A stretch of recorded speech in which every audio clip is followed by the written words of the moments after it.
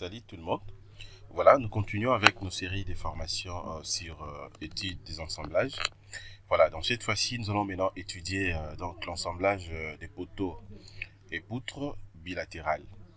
Voilà, donc des deux côtés, tel qu'est représenté par le schéma que vous êtes en train de voir devant l'écran. Voilà, donc c'est donc bilatéral. Donc vous avez premièrement la poutre, voilà, ainsi que les poteaux. Voilà, maintenant nous allons donc étudier cet assemblage bilatéral, c'est-à-dire que à la partie gauche, telle qu'elle est représentée ici, et ainsi qu'à la partie droite, donc de les côtés. C'est pour cela qu'on nous appelle, donc on dit l'étude des assemblages poutre-poteau bilatéral. Cela revient à dire que des deux côtés. Voilà, donc c'est ce que nous allons étudier tout à l'heure. Voilà, mais nous sommes en train de continuer donc à étudier justement donc la même structure qu'on avait modélisée dorénavant. Voilà. Alors, sans plus tarder, nous allons directement évoluer. Et donc, ce que vous êtes en train de voir ici, je peux fermer pour reprendre vraiment au débit. Regardez, le premier est déjà donc coché très bien. Tout a été bien vérifié. Le deuxième aussi, c'est très bien. Maintenant, je suis au niveau de la troisième. Bon, je peux d'abord supprimer pour vous montrer comment est-ce que je suis venu directement là-bas. C'est-à-dire que je suis venu ici. Au niveau de définir ensemblage poteau-poutre des deux côtés, c'est-à-dire bilatéral, je clique. Une fois, je patiente, et voilà ce que je viens d'obtenir. Voilà, et à partir d'ici, maintenant, je peux directement donc faire le paramétrage. Alors, je peux commencer où c'est? Je commence tout au début. Je viens premièrement au niveau de profilés. Je clique d'abord au niveau des profilés. Voilà. Alors, au niveau des profilés ici, premièrement, vous avez la possibilité de faire le choix de type d'assemblage que vous voulez justement donc donc réaliser. Voilà. Donc, ça veut dire que si vous voulez réaliser un assemblage boulonné, vous allez prendre assemblage boulonné ici. Vous cochez ça. Et puis, vous allez donc poursuivre tous les éléments concernant l'assemblage boulonné. Mais si vous voulez étudier l'assemblage soudé, c'est juste question de venir cocher ici. Et puis, vous allez compléter ces informations. Alors, ce qui nous concerne, jusqu'à preuve du contraire, nous allons étudier justement l'assemblage boulonné. Donc, je prends boulonné. Et voilà. Alors, maintenant, à ce niveau ici, tout ça, ça représente quoi? En fait, ce sont des formes, des modèles d'assemblage boulonné. Voilà. Si vous voulez, par exemple, étudier le premier modèle, c'est juste question de venir cocher ici. Voilà. Si vous voulez le deuxième modèle, vous pouvez cocher le troisième, ainsi de suite. Donc, le modèle dépend justement donc de l'ingénieur, bien sûr, des concepteurs. Voilà. Mais vous allez remarquer qu'au fur et à mesure, vous allez cocher ici. Regardez bien la forme de type d'assemblage boulonné que vous allez faire. C'est-à-dire que si je prends donc le premier modèle, cela revient à dire quoi? C'est-à-dire que il y aura en quelque sorte une petite dénivellation de profilés.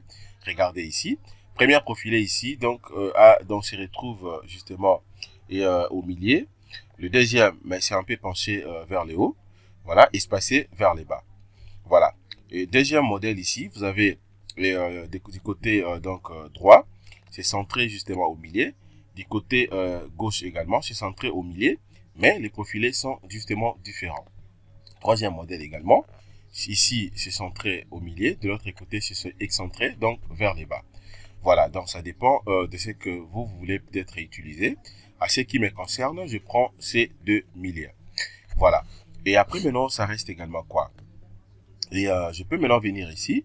Ici, vous avez justement donc les numéros dans les barres, les numéros des barres, ainsi que les sections. Voilà, dans les sections, comme je l'ai dit tantôt, donc ça dépend beaucoup plus du concepteur, puisque déjà, le prédimensionnement est haut. C'est l'ingénieur qui le fait. Et donc, ça dépend du type de projet que vous voulez peut-être réaliser. Voilà, donc à ce qui me concerne ici, je viens ici, je peux d'abord cliquer ici. Si vous voulez, par exemple, changer donc la section des profilés, vous pouvez les changer ici. Ça, je peux d'abord supprimer. Cette fois-ci, je vais supprimer ça. Voilà. Alors, si je vais changer, je clique, tout comme je peux fermer, je double-clique ici. Et voilà, je prends, cette fois-ci, je vais prendre quoi? Je prends des 140. Voilà, je vais prendre des 140. Voilà, et j'ajoute, je ferme. Voilà, ça, je peux confirmer là-bas. Je confirme des 140. De l'autre côté aussi, je peux confirmer des 140. Voilà, donc partout, je mets des 140. Une fois que vous choisissez des 140, vous allez voir que même les dimensions aussi de ces profilés aussi changent. Voilà. Alors, ce qui concerne maintenant le matériau, Voilà, les matériaux sont là, les matériaux que je suis en train d'utiliser ici. Est-ce que vous voulez utiliser carrément les aciers, tout comme vous prenez ce type d'acier. Voilà, cette fois-ci, je vais changer. Je prends ça. Je vais changer un tout petit peu donc les matériaux. Bien sûr, je suis en train d'utiliser toujours les aciers, mais je prends ça. Voilà. Alors, concernant donc première portée, voilà, donc angle je mets 0, portée au millier, donc je laisse comme ça 90. De l'autre côté, donc 0 positif. Voilà, donc tout ça c'est bien, je peux laisser comme ça, il n'y a pas de problème.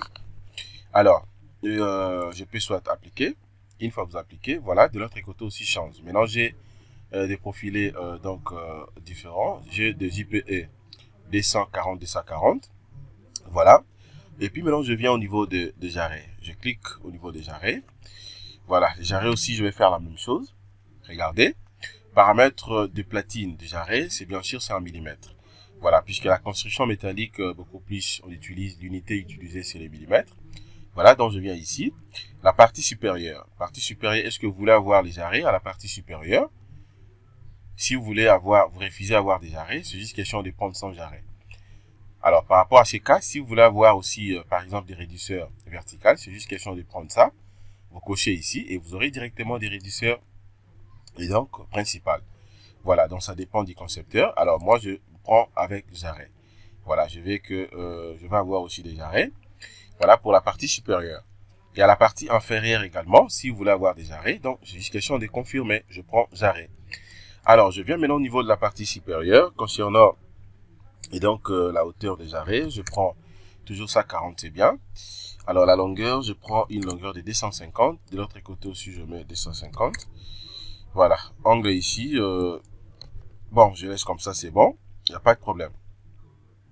Voilà, donc comme ça, je vais voir d'abord ce que le logiciel va me donner. S'il faut modifier, je vais modifier comme d'habitude. Voilà, épaisseur de lame ici, bon, notamment ici, je laisse d'abord par défaut, hein, je laisse par défaut, je mets 0,0.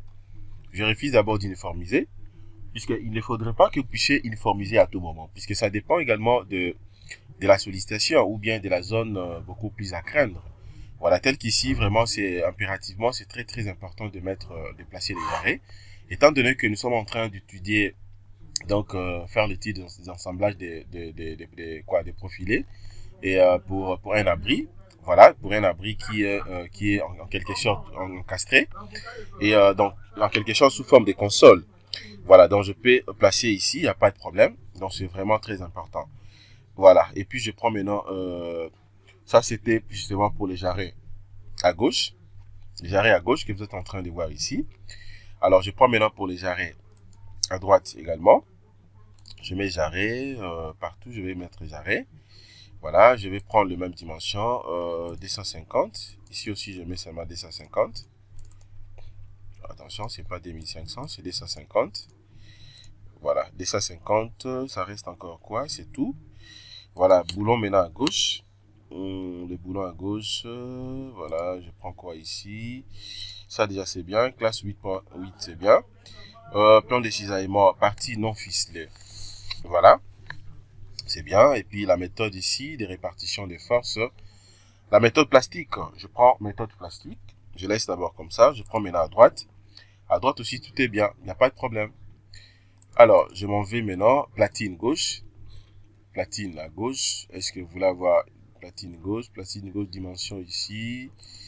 Bon, je refuse d'abord de confirmer. Je vais voir ce que le logiciel va me donner. Voilà. Voilà. Et puis maintenant, je viens ici, platine droite. Platine droite ici. Je prends ça. Et puis maintenant, qu'est-ce que je fais? De l'autre côté, est-ce qu'il y a des éléments aussi à compléter? Voilà. Bon, il n'y en a pas. Je laisse comme ça carrément. Autre. Soudure et renfort de portée. Bon, je laisse comme ça par défaut. Je n'en ai pas vraiment du tout besoin. Et les raidisseurs. Les raidisseurs, aucun raidisseur. Est-ce que vous voulez avoir les raidisseurs, le renfort supplémentaire de lame du porteur avec des platines, avec des raidisseurs inclinés ou aucun? Je prends aucun. La méthode de vérification des lames ici, recommandation de CTICM. Voilà, bon, je prends règlement CM66. Voilà, c'est comment je vais. Et puis, j'applique. Voilà, j'applique. Je clique sur OK. Voilà, et puis je peux vérifier d'abord le vide de l'assemblage. Voilà, c'est bien. Et je relance les calculs pour essayer un peu de voir ce que j'aurai comme résultat. Voilà, c'est très bien. C'est bien. Regardez, le ratio est de 0,63. Donc, ça diminue toujours. On avait les ratios de 0,80, 0,75, 0,63. Maintenant, c'est bon. C'est 0,63. Voilà, donc tout est là. C'est juste question de parcourir. Vous allez donc lire le tout. Regardez, je peux même commencer au niveau de la généralité générale. Voilà, la géométrie, vous avez la poteau. Donc, disons comment vous avez les poteaux. Les dimensions sont là. Le droit de poutre également. Les boulons, tout est là. Ça concerne justement donc platine. Les jarrets supérieurs, vous avez les jarrets inférieurs. Vous avez les réducteurs de poteaux.